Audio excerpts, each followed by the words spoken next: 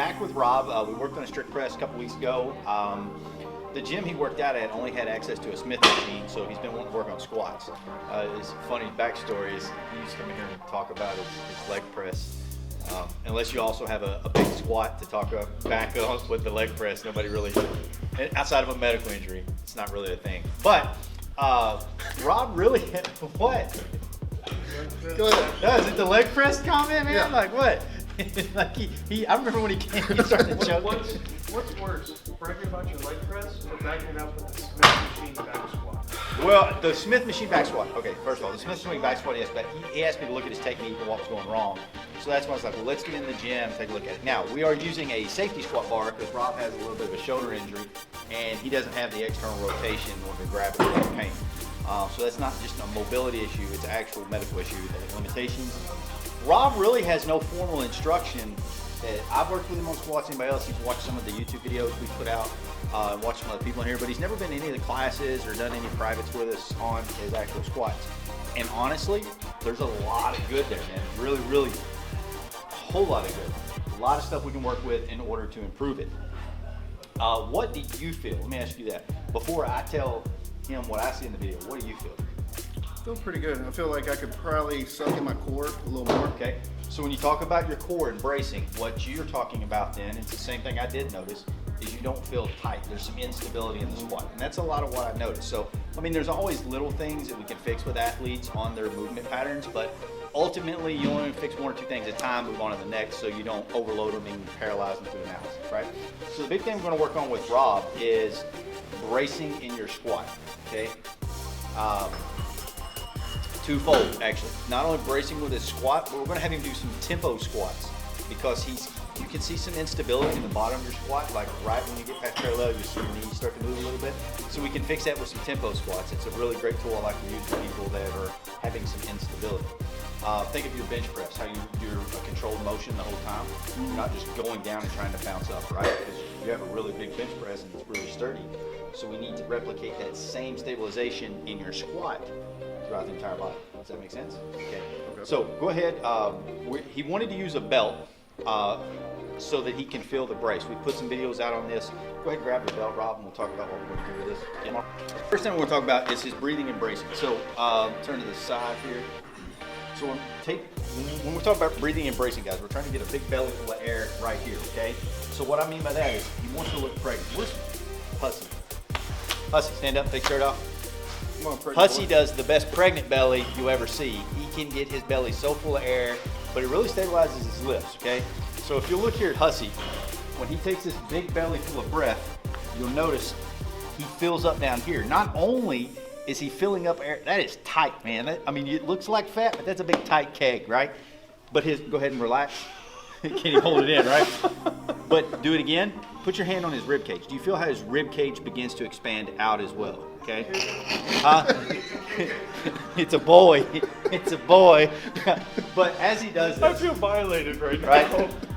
So we're talking about your breathing and bracing. A lot of people, when you tell them brace their core, they think of only this front section. We're not just thinking this front section. Your core actually is pretty much everything from right here at the sternum to the top of the knee.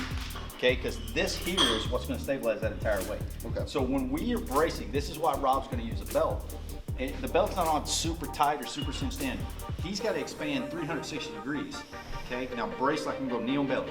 Okay, now everything's not, oh yeah, see? So the purpose, put on this belt. When he's putting on this belt, he's trying to fill in all the cracks, okay? No space.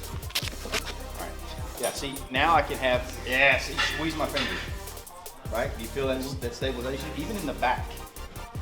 Yeah, okay, so this is how we're going to brace. Now, on top of that, he's got to learn how to control the movement, not just descend. So what he's going to do is to work on the stabilization through his squat, wearing this belt in order to stabilize the lift. The second step he's going to do is a tempo squat. He's going to take 3 seconds to reach the bottom. 1001, 1002, 1003. You're going to pause for 1 second and then come up. Okay. Because your movement pattern looks fine right now. There's a little bit of ankle stuff in there and knees that we can work on later with some mobility exercises. But the biggest concern right now, he has the mobility to do a squat, full depth squat. The biggest concern I have with him is the stabilization throughout the movement. So that's what we're gonna work on. So go ahead and get another rack. Okay, take a big deep breath, fill it up, brace like somebody's gonna go knee on belly, squat, come back up, sorry. I'm gonna count, okay? I'm gonna count for you, 1001, 1002, 1003. At 1003, you should be in the bottom of your squat. When I say 1004, you can come up, all right? You ready? 1001, 1002, 1003, 1004, up. Feel more stable? Yeah. Okay, let's do it again. Now, without me counting, just do a slow descent.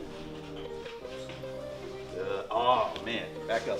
That has to feel more stable already. It does. All right. Now, he's doing a really good job. I know I didn't mention this to him, so he's doing it naturally. We talk about taking that deep breath and holding it in, right? He's not exhaling until he gets back to the top. He's not exhaling at the bottom. He's not exhaling on the way up. You want to try to prevent that, guys, because that breath is what, that air is what's bracing right now, right? Holding it in. So if I exhale, I lose that brace. Okay? Just for shits and giggles, breathe out at the bottom and try to stand up. Feel different? Don't feel near stable, right? Okay, let's do a couple more. Okay, one more adjustment we're gonna make. I want you to see how you, don't move yet, see how your feet are out like this? Yeah. I want you to just turn your up to your toes, turn your heels out, drop it. Now squat for me again. Feel better? Yeah. So that, when we talked about that earlier, guys, that's a sign of we need to work on some ankle mobility. Go ahead and rack it, Rob. Sorry, when somebody's feet are pointed out too far, 5 to 10 degrees is fine. Any more than that, you have to do some ankle mobility. We've got other videos we can do on that later, but right now. So do you think that's gonna help your squat? Yes. Okay. So like if you're one of these guys like Rob, you have the movement pattern, you have the mobility, you have the power that you can do the squat, but you're having some stability issues. Wear a belt to help learn to get that pressure into the gut, okay? That's what that's for. It's not just I'm lifting, let's wear a belt. That's not a thing. He's using it as a measurement tool to make sure he's bracing and use the tempo squats in order to maintain control through a squat to build the moving pattern even better. Good? Good. All right. He's gonna do this and go roll a little bit, guys. Got some guys got No-Gi Worlds coming up, so he's gonna help them. Other than that, we'll see you guys in the gym.